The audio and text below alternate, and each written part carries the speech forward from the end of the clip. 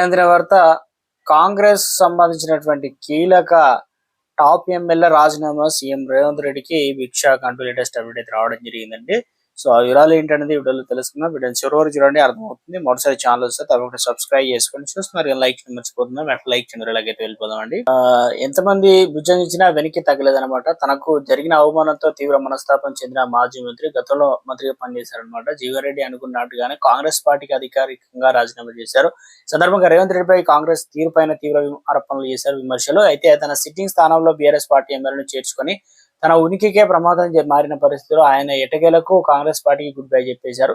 అనంతరం బీఆర్ఎస్ పార్టీలో ఆయన చేరిక లాంఛనం కానుదనమాట. ఆయన రాజీనామాతో ఉమ్మడి కరీంనగర్ లో కాంగ్రెస్ పార్టీకి భారీ ఎదురుదెబ్బగా పోవచ్చు. ఎందుకంటే తీవ్ర మనోవేదన. జగిత్యాలలో నిర్వహించిన తన అనుచరుల అభిమానుల సమావేశంలో అంటే జీవన్ రెడ్డి కాంగ్రెస్ పార్టీకి రాజీనామా చేస్తున్నట్టు ప్రకటించారు. అనంతరం రాజీనామా లేఖను విడుదల చేశారు. పార్టీ ఫిరాయింపులు మంచిది కాదని చెప్పినా వినిపించుకోలేదు. జగిత్యాలలో ఎమ్మెల్యేలను పార్టీలోకి తీసుకోవద్దని చెప్పినా వినలేదు. నేను నా కార్యకర్తలని అనేక ఇబ్బందులను అవమానాలు ఎదుర్కొన్నాము, తీవ్ర బాధలతో పార్టీని వీడుతున్నామని మాజీ మంత్రి జీవన్ రెడ్డి అయితే భాగానికి లోను కావడం జరిగింది. కార్యకర్తల సమావేశంలో జీవన్ రెడ్డి మాట్లాడుతూ కొన్ని సంచలన వ్యాఖ్యలు చేశారు. నేను కొంతమంది లాగా ముఖ్యమంత్రి అయ్యేందుకు కాంగ్రెస్ పార్టీలోకి రాలేదు. నువ్వు ముఖ్యమంత్రి అయ్యావు, కానీ మమ్మల్ని కూడా బతకనివ్వు అని రేవంత్ రెడ్డికి తోపు పలికారు. నాకు ఎవడైనా అడ్డం వస్తే తొక్కుతాని రేవంత్ రెడ్డి అంటున్నాడు. ఎంతమంది తొక్కుతావయ్యా? నువ్వు రేవంత్ రెడ్డివి, నీ తొక్కుడు కాదు రేవంత్ రెడ్డి. ఈ జగిత్యాల్లో ఏ శక్తి నన్ను అవ్వలేదు.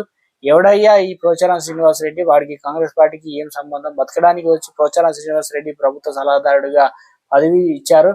వాడు ప్రభుత్వ సలహాదారుడిగా నియామకమైన తర్వాత వాడు ఇచ్చిన సలహాలు ఏమైనా ఉన్నాయని చెప్పేసి జీవన్ రెడ్డి అయితే ప్రశ్నించారు.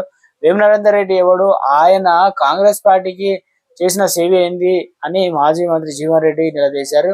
రేవంత్ రెడ్డి నీ ఎదిరించి పోరాటం చేస్తా, నీతో అనగదొక్కబడడం కంటే పోరాటం చేస్తే నాకు పోయేది ఏముంది అని రేవంత్ రెడ్డికి సవాల్ చేశారు. రేవంత్ రెడ్డి నిర్ణయాలతో ఆయన సొంత పార్లమెంటు మహబూబ్ నగర్ కాంగ్రెస్ పార్టీకి ఓడిపోయింది.